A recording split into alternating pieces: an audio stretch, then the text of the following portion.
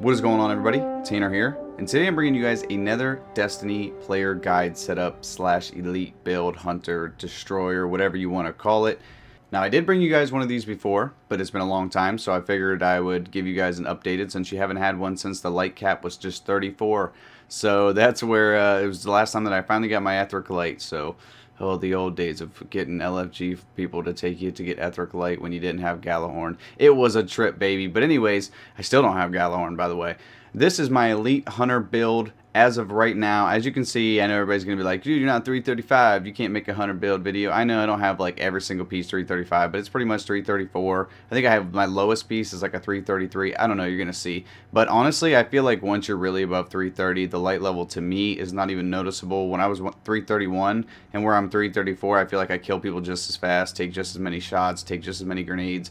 Everything seems to play exactly the same now when it comes to real game modes like Trials, Iron Banner, the stuff that your armor actually matters. So first off, let's get into the most basic thing, your subclass build. Now this is going to be on my current setup, what I like to use, and I really enjoy Gunslinger. If you guys have been watching my channel, you definitely know that. And I know a lot of people try to focus on like pretty much pure agility, but I'm not a guy who likes to do pure agility. I like to have a little bit of armor, a slight bit of recovery. So this is what I'm currently rocking in my build. They did nerf trip mines, so I ended up not liking trip mines much anymore. I definitely go with the incendiary grenade. I just find it's better to like start shooting people and then toss a nade around the corner and let the nade hopefully finish them up. It seems to work a lot better than for me at least, than setting traps for people to run through. Alright, next up is the double jump system, your jumping system. I still have double jump on, and you'll see why none of this really affects me in the long run. But I have double jump on with better control. Next I have golden gun, which is of course your ultimate, and I have it set up for Deadeye so that it significantly increases the accuracy and damage of the golden gun. I also like to run Gunfighter every once in a while just because it reduces the cooldown and allows me to use it more often. I find that's pretty nice in Trials, but lately I've been going with Deadeye. I think it's just a little bit better for the long range shots. Throwing knife system, I have Incendiary Blade, where the throwing knife catches enemies on fire, dealing additional damage over time. Kind of nice if you do, like, you know, shoot somebody or they're taking you down, you get that last second throwing a knife off. Even if they kill you, you can get the post-mortem with it. Or I've had the moments where I'll throw it and tag people, they'll run around the corner and it'll finish them off from the gun damage that they've already taken. So it's a pretty good setup. I've been enjoying that lately, and that's the one that I'm just typically rolling with currently. Next up is Path Unknown. Now this is where my training is focused on battle recovery and toughness. This is my first part of my little system. As you can see, I could have went with more agility, less armor, or less recovery, more agility, which, you know, when you look between those, it's... Next up, Keyhole.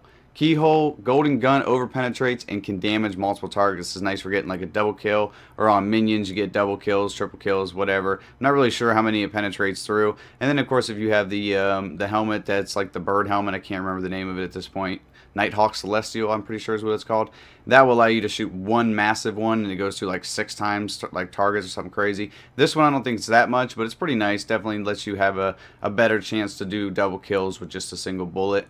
Next up, Way of the Drifter. Now this is what allows all my stats to kind of max out. This is what gives me that overall balanced feel right here is this one. I try to get everything as close to 50%. I feel like nothing really needs to be too much in one direction. If anything, you want to go armor and too much in one direction. I move around the map a good bit, so I like agility a little bit more.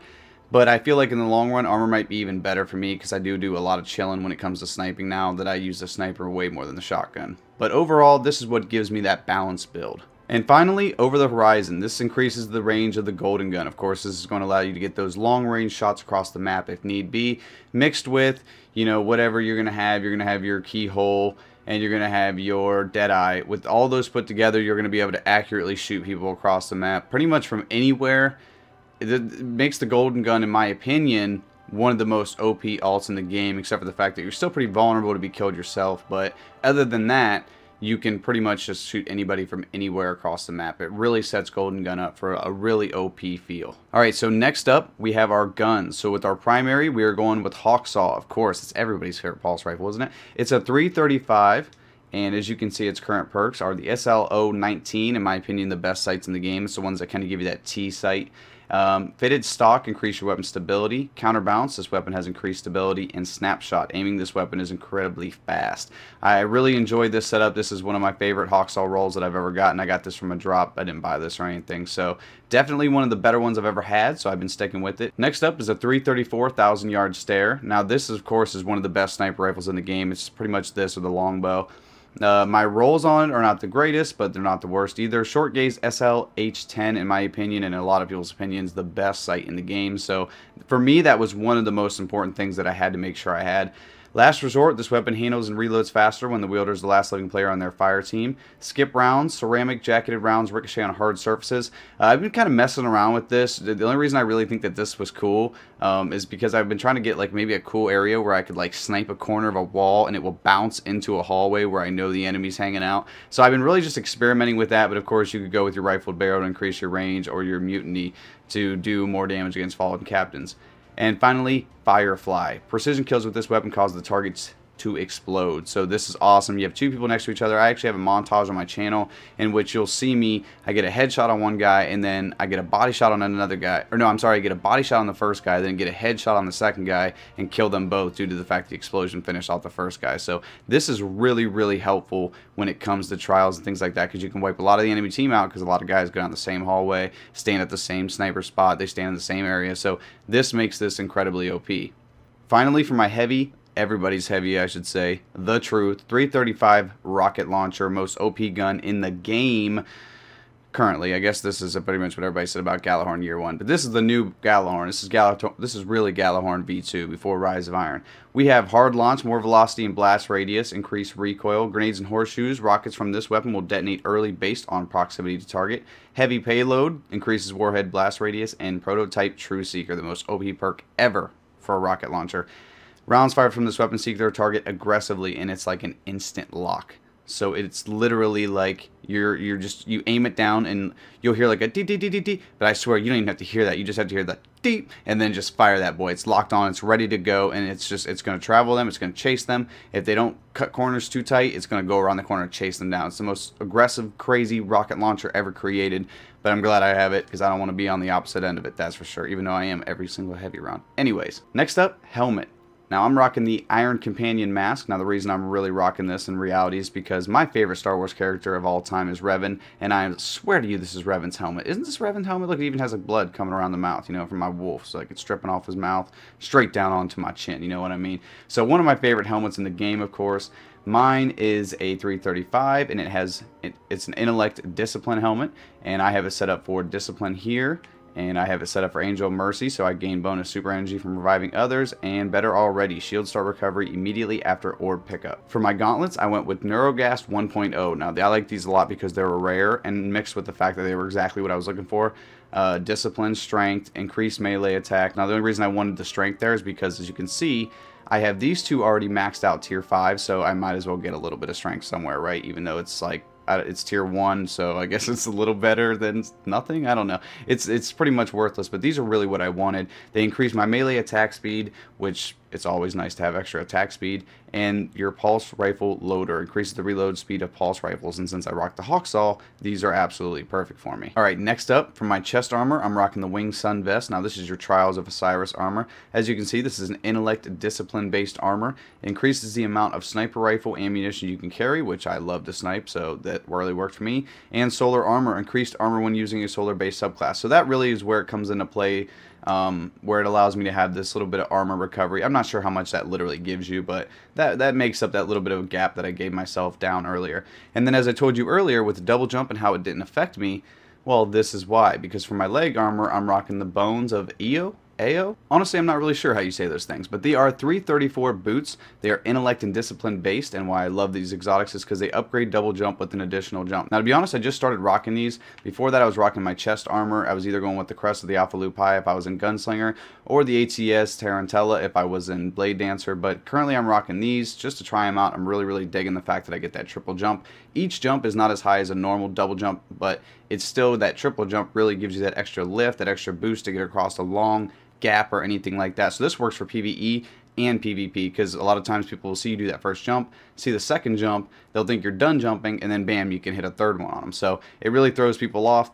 but they are really good, and they also increase the amount of sniper rifle ammunition you can carry. So I hope that that stacks. Not really sure if it does, but I really hope that it does, so I'm not wasting my time. And I almost have them fully leveled, which will increase my agility 5 seconds after solar double kill, which is so easy with the gunslinger. You just get 2 out of the 3 kills, especially if you're playing like Iron Banner. 2 kills is easy money. So that will really give me a boost of speed, get me going, which also, once again, brings up this agility that I left out a little bit of the build earlier. Then I have the WOLFSWOOD cloak. This is one of my favorite cloaks in the game. Actually, my current favorite, if you guys want to see it, is probably the Cloak of Oblivion.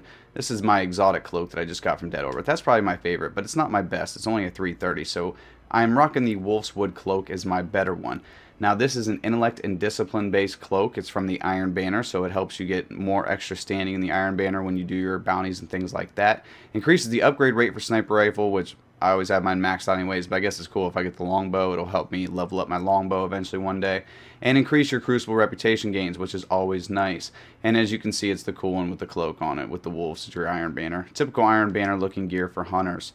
And then I'm rocking a consumed shell, which I would much rather be rocking my sunlit shell, but I don't want to get rid of my consumed shell. Maybe if I only have 2 of them. If I get a 3rd one, I'll keep all 3 just to have them. And then if I get a 4th one, I'm going to break it down, put it in a sunlit shell, so I have a legit Trials of Osiris Crucible based shell, so I get extra money for killing people. And my artifact is Prismatic Hearts. Now this is a straight 100% intellect based piece, and I like this because that got me to maximum intellect.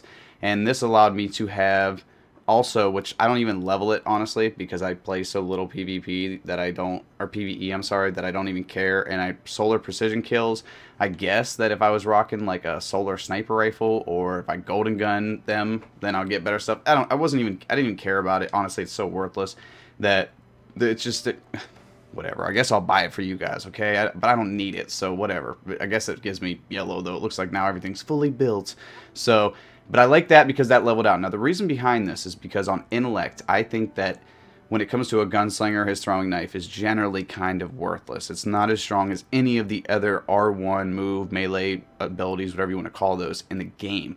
So when it comes to a gunslinger, they're 100%, in my opinion, intellect and discipline based. Now, of course, if I was going to go with a Night Stalker build, I would definitely be building up discipline strength so you can get that wombo combo. And I did build that up originally when I played Night Stalker, but Night Stalker's just not for me. Gunslinger is just probably going to be what I stick with forever unless they come out with a 4th subclass for these guys that really just is amazing, which I don't think they'll do that.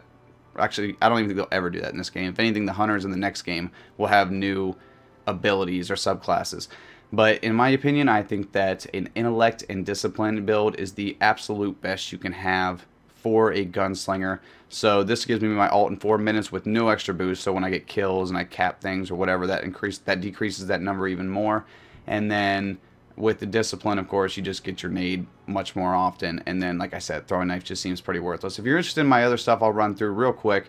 The S35 Aeon Glow. This is like your just basic, the one that comes out of like the treasure, I think. Pretty cool one, not too bad. A basic horn, never bought one of those. Another like waning star, which is like a treasure item. So that's not that cool. This is my favorite shader in the game, sunsetting. I just really like that black and orange, and it was there in year 1, so it's like old school. I just feel like you kind of had to work for this one. You had to run all those Eris bounties like every day, and I don't know. I worked for it. I like it a lot. Now you can achieve it much easier because you just sit there and run Court of Oryx all day. But still, I still appreciate for what it did take to get it. Omen of the Decatur is my current little emblem. It's just a basic Dead Orbit one, and I'm a Dead Orbit full life, homeboy. I'll either rock that or rock Emperor Sigil. And then finally, my awkward dance. What you know about it? What you know about it? What you know about it? What you know about it? Hope you guys enjoyed the video. Hope you guys enjoyed the build. Hope it helped out. I'm going to be doing one of my Hunter later on and doing one of my Titan as well. Oh, I mean my Titan and my Warlock. Derp. But I'm going to probably be using the same weapons, quite honestly, except for the Titan, he'll have a shotgun, so I'll skip over those parts. Those parts won't be necessary. The other ones will be much shorter than this one. But this is my main, so I wanted to make sure I was thorough with this one and showed you guys absolutely everything that I rock. So I hope you guys enjoy the video. Hope you have a good day. Hope you have a good night, and peace.